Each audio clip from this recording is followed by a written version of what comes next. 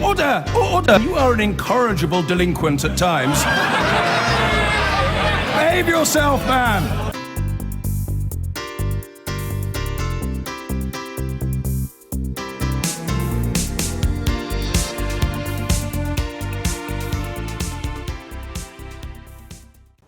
The Muslim Council of Britain have launched a scathing attack on David Cameron's counter-extremism strategy, describing it as flawed and McCarthyite. The PM wants tougher powers to deal with extremism and radicalisation, to tackle what he calls the struggle of our generation.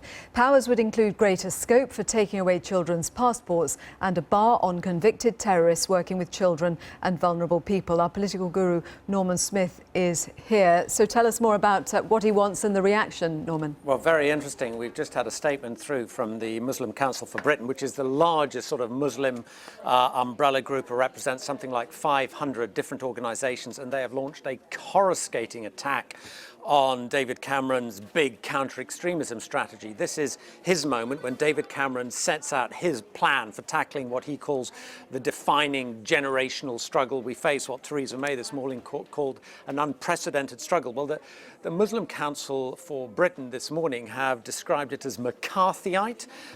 They have accused Mr. Cameron of conflating extremism with Islamic practice.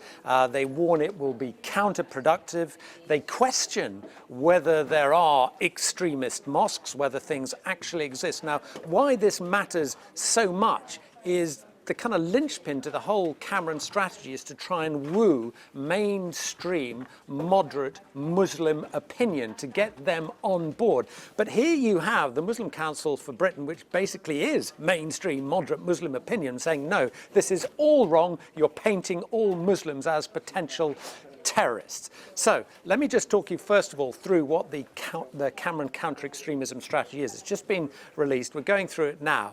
But amongst the proposals in it are suggestions that people who are thought to be extremists could be barred from writing, from publishing, from putting things up on the internet, that their organizations could be closed down, that mosques and bookshops, which are thought to provide space for these people to articulate these sort of views, they too could be closed down. And this morning we've got more details about what's going to be in the counter-extremism strategy. So let me just talk you through three of the sort of key points that we've learnt this morning. There are going to be what are called forced de-radicalization classes. And what that means is when someone convicted of terrorism or extremism leaves prison, they will have to undergo mandatory classes to try and de-radicalize them. They're also talking about taking away teenagers' passports, those aged under 18. So if parents are worried about their children are being radicalized, their passports can be taken away. Now, part of that is because there's a real concern that the issue around extremism is increasingly focused on youngsters. Something like 20% of those convicted of extremism now tend to be under 20. The last proposal, which is being outlined today, is to bar convicted terrorists from working with children in the same way paedophiles, as a register of paedophiles, and they cannot work with children. And this, to some extent, comes off, if you remember, the scandal in Birmingham schools with the Trojan horses, where it was thought that governing bodies were being infiltrated by people trying to radicalize children. So those are three of the new measures we get today.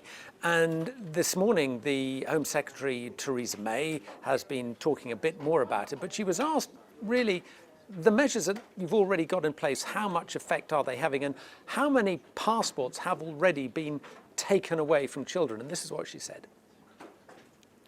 So far, a small number of parents have applied for this, but of course this is only one very small part of the counter-extremism strategy that we're launching today, and we're launching it for a very good reason. I think we do face an unprecedented threat from extremism. Groups like ISIL can beam their message of hatred into family homes through the internet, and so as we see young men and women and indeed whole families going to Syria and potentially to take part in fighting, then I think it shows us that we do need to step up our action to counter extremism.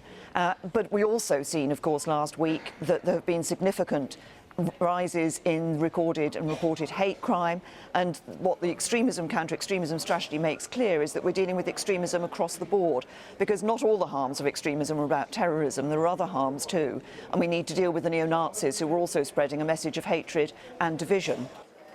Joanna, this is the counter-extremism strategy document, which actually has just been released in the last few minutes. Now that is about, it's a big, thick document of about 40 pages, so I'm going to have to go through that in some detail to see what is actually in it.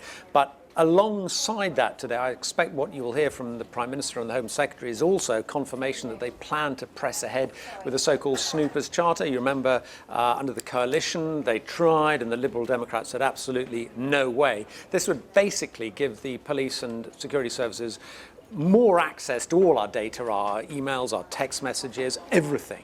And I think we will get confirmation too that the government is intent on pressing ahead with that. And just on that reaction by the Muslim Council of Britain to the extremism strategy, is it likely to make the government think twice? I mean, it's a problem. It's a real problem because these are the people who the government want to get on board. They want to harness mainstream Muslim opinion. So it's not sort of the government hectoring the Muslim community, it's the community itself trying to address the issue. But, as I was saying, the response of the Muslim Council is so dismissive. It's McCarthyite, you're confusing terrorism with Islam. I mean, it's basically saying the government is painting all Muslims as potential terrorists. So I would imagine there's going to have to be some fairly urgent conversations with the Muslim Council for Britain to get them on board. Now, I know within government there has been a frustration with some Muslim groups and feeling that they're not really playing ball. Difficult to do the same, it would seem to me, with the Muslim Council because they are the biggest. They are the main umbrella group. They're like, the equivalent of the TUC for trade unions. They are the overarching body. So if you've not got them on board, then it seems to me you really do have a problem. So would they not have been involved in any discussions at high level prior to this strategy being announced? It's a really good point, Joanna. And I suspect, that is going to be one of the key things we're going to have to examine. How much consultation there was with the Muslim community, or was it a case that ministers, civil servants in Whitehall came up with a strategy without first, as it were, sort of road testing it with some key figures and players and organizations in the Muslim community?